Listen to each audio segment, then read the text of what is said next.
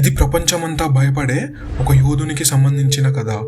అతను క్షత్రియులను 21 సార్లు చంపి ఈ భూమి మీద ఒక్క క్షత్రియులను కూడా లేకుండా చేశాడు. ఆ ఊచకోతలో వాళ్ళ రక్త మేరులై పారి 5 నదులు నిండాయి.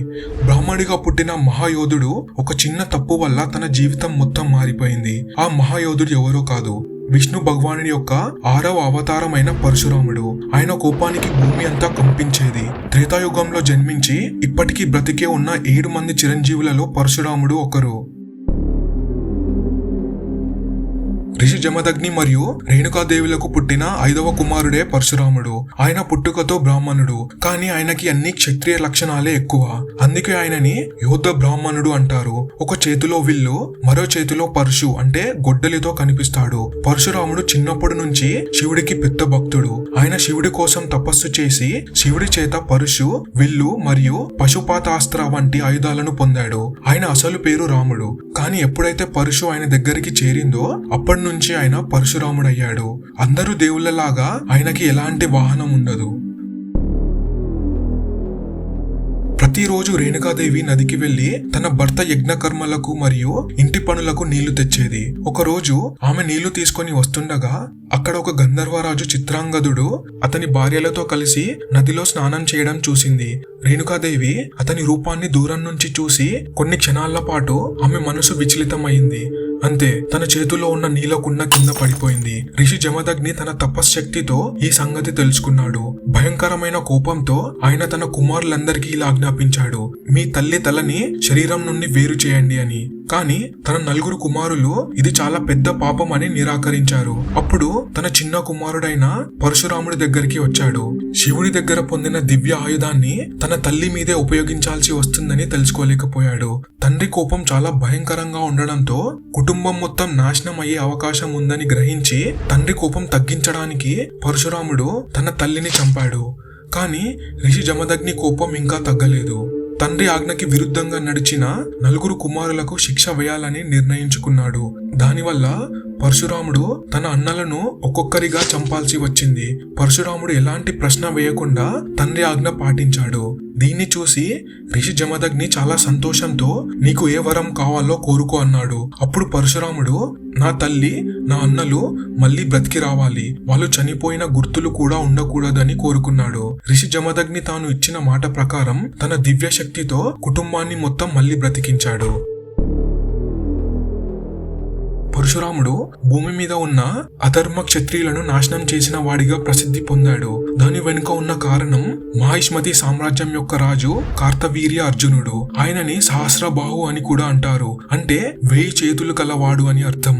కార్తవీర్యుడు దత్తాత్రేయ స్వామిని పూజించి ఘోరమైన తపస్సు చేసి ఆయనని సంతోషపరిచి ఒక వరం పొందాడు. 1000 చేతులు మరియు యుద్ధంలో ఎవరు కూడా తనని ఓడించలేని శక్తి పొందాడు. ఆ శక్తితో ఆయన రాజ్యాన్ని పెంచడం మొదలు పెట్టాడు.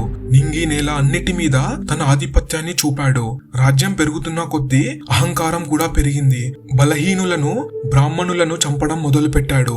భూమి మీద ఉన్న అందరు క్షత్రియులు కలిసి అమాయకమైన ప్రజల్ని హింసించడం మొదలు పెట్టారు. ఒకరోజు అడవిలో తిరుగుతూ కార్తవీర్యుడు ఋషి జమదగ్ని ఆశ్రమానికి వచ్చాడు. ఋషి జమదగ్ని అతనికి అతిథి మర్యాదలతో పాటు ఎంతో విలాసవంతమైన విందుని ఏర్పాటు చేశాడు. ఇది అంతా చూసిన కార్తవీర్యుడు ఒక ఋషికి ఇదంతా ఎలా సాధ్యమైందని ఆలోచించాడు.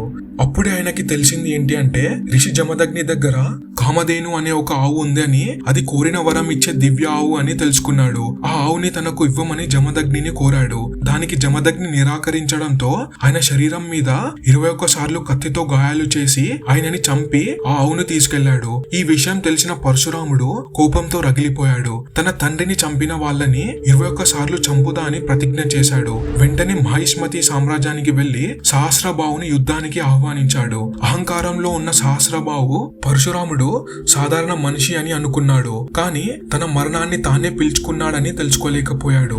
పరశురాముడు ఒక్కడే కార్తవీర్య అర్జునుడి 1000 సైన్యంతో పోరాడాడు.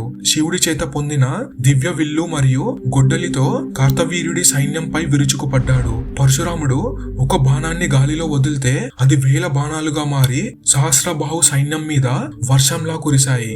ఎవరు కూడా ఎదురుగా నిలబడలేకపోయారు. క్షణాలలో ఆ సైన్యం మొత్తాన్ని అంతం చేశాడు. ఇప్పుడు సహస్రబాహుని కాపాడడానికి ఎవ్వరూ లేరు. సహస్రబాహు తన శక్తి అంతా పెట్టి పరశురాముడితో పోరాడాడు. గతంలో రావణాసురుడిని కూడా ఓడించి చావుని పరిచయం చేసిన వీరుడు సహస్రబాహు. కానీ పరశురాముడి ముందు ఏమాత్రం నిలబడలేకపోయాడు. పరశురాముడు సహస్రబాహు ఒక్కొక్క చేయిని నరుకుతూ ఆఖరిలో తల నరికి చంపాడు. అంతటితో పరశురాముడి కోపం ఆగలేదు. సహస్రబాహు ఎలాగైతే తన తండ్రి శరీరంపై 21 సార్లు కత్తితో గాయపరిచాడో అలానే సహస్రబాహు వంశం 21 తరాలని యుద్ధంలో చంపాడు. ఇలా కొన్ని సంవత్సరాల పాటు యుద్ధం జరిగింది. ఒక ఋషి అయిన తన తండ్రిని ఎలా చంపారు అంటే సాధారణ మనుషులను ఇంకా ఎంత హింసిస్తున్నారో అని భూమి మీద ఉన్న ఇతర క్రూర, అధర్మిక, అహంకార యోధులని కూడా శిక్షించడం మొదలు పెట్టాడు. ఆయన కోపం ఎంత ఘోరంగా ఉండేది అంటే భూమి మీద ఒక్క క్షత్రియుడు కూడా లేకుండా అందరినీ చంపేశాడు. ఎవరైతే అధర్మం వైపు ఉన్నారో వాళ్ళందరినీ చంపి ధర్మాన్ని స్థాపించాడు. చిన్న తప్పు కూడా చరిత్రని మారుస్తుంది. అలాంటి ఒక చిన్న తప్పుతోనే పరశురాముడు జన్మించాడు. బ్రాహ్మణ కుటుంబంలో పుట్టిన ఒక యోధ బ్రాహ్మణుడు పరశురాముడు. అయితే బ్రాహ్మణుడైన జమదగ్నికి యోధుడు ఎలా పుట్టాడు అంటే జమదగ్ని మహర్షి తండ్రి రిచిక మహర్షి. ఆయన జ్ఞానం, తపస్సు, సత్యనిష్టలతో ప్రసిద్ధుడు. ఆయన గది అనే రాజు కుమార్తె సత్యవతిని వివాహం చేసుకున్నాడు. ఒకరోజు సత్యవతికి ఒక కోరిక పుట్టింది. వెంటనే తన భర్త దగ్గరికి వెళ్లి నాకు ఒక కుమారుడు మరియు నా తల్లికి కూడా ఒక కుమారుడు పుట్టేలా ఆశీర్వాదం ఇవ్వమని అడిగింది. దానికి రుచికుడు తపస్సు చేసి ఇద్దరికి వేర్వేరు ప్రసాదాలు సిద్ధం చేశాడు. ఒకటి బ్రాహ్మణ లక్షణాలున్న బిడ్డ పుట్టే ప్రసాదం, మరొకటి క్షత్రియ లక్షణాలున్న బిడ్డ పుట్టే ప్రసాదం సిద్ధం చేశాడు. బ్రాహ్మణ లక్షణాలున్న ప్రసాదం సత్యవతికి ఇచ్చి క్షత్రియ లక్షణాలున్న ప్రసాదం తన తల్లికి ఇవ్వమని చెప్పాడు. కానీ సత్యవతి మాత్రం ఆ రెండు ప్రసాదాలను మార్చి తనకి ఇచ్చిన ప్రసాదం తన తల్లికి ఇచ్చి తన తల్లికి ఇచ్చిన ప్రసాదం తాను తీసుకుంది. అది తెలుసుకున్న రిచికుడు కోపంతో ఇలా శపించాడు, నీకు పుట్టబోయే బిడ్డ ఒక బ్రాహ్మణుడు కాదు, ఒక యోధుడు పుడతాడు అని. తన తప్పును తెలుసుకున్న సత్యవతి కన్నీరు పెట్టుకుంది. దానితో రుచికుడు అన్నాడు, నీ బిడ్డ కాదు, నీ మనవడు ఒక యోధుడిగా పుడతాడు అని.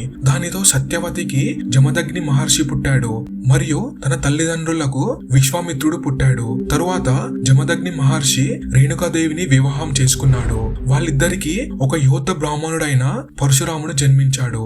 అలా ఒక చిన్న తప్పు వల్ల యోధుడైన పరశురాముడు జన్మించాడు. భాగవత పురాణం ప్రకారం అధర్మిక క్షత్రియుల వల్ల బాధపడుతున్న బ్రాహ్మణులు మరియు సాధువులు విష్ణు భగవానుణ్ణి తమని కాపాడమని వేడుకున్నారు. అప్పుడు విష్ణు భగవానుడు ప్రత్యక్షమై నేను త్వరలో యోధుని రూపంలో భూమి మీదకు వచ్చి వాళ్ళని నాశనం చేసి ధర్మాన్ని స్థాపిస్తాను అని మాటిచ్చాడు. ఇచ్చిన మాట ప్రకారం విష్ణు భగవానుడు ఋషి జమదగ్ని మరియు రేణుకాదేవిలకు పరశురాముడిగా జన్మించాడు. భూమి మీద ఉన్న అధర్మిక క్షత్రియులను అందరినీ చంపి ధర్మాన్ని స్థాపించాడు.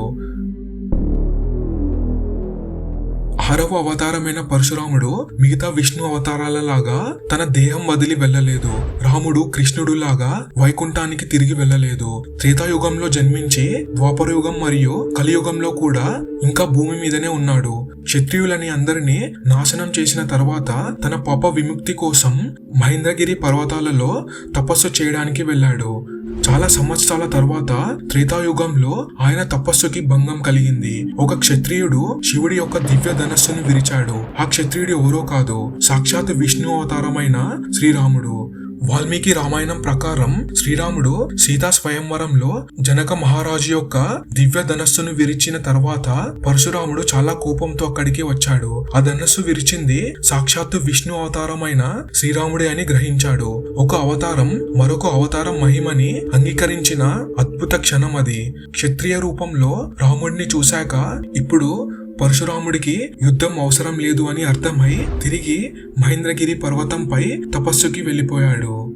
ద్వాపర యుగంలో కూడా పరశురాముడి ప్రభావం ఉంది. భీష్ముడు, ద్రోణాచార్య మరియు కర్ణుడి లాంటి మహాయోధులకు విద్యా బోధన చేశాడు. ఇప్పుడు కూడా ఒడిస్సాలోని మహేంద్రగిరి పర్వతంలో తపస్సులో ఉన్నాడని నమ్ముతారు. ఆయన తన తారక శిష్యుడు శ్రీ విష్ణు యొక్క చివరి అవతారమైన కల్కి కోసం ఎదురు చూస్తూ ఉన్నాడు. కల్కికి పరశురాముడు గురువుగా ఉంటాడు. ప్రపంచంలో శాంతి పునర్స్థాపనకి సహాయం చేస్తాడు. ఈ వీడియో మీకు నచ్చితే లైక్ చేసి మా ఛానల్ని సబ్స్క్రైబ్ చేయండి. ఇలాంటి ఎన్నో ఇంట్రెస్టింగ్ వీడియోస్ని మీ ముందుకు తీసుకురావడానికి ప్రయత్నిస్తాం.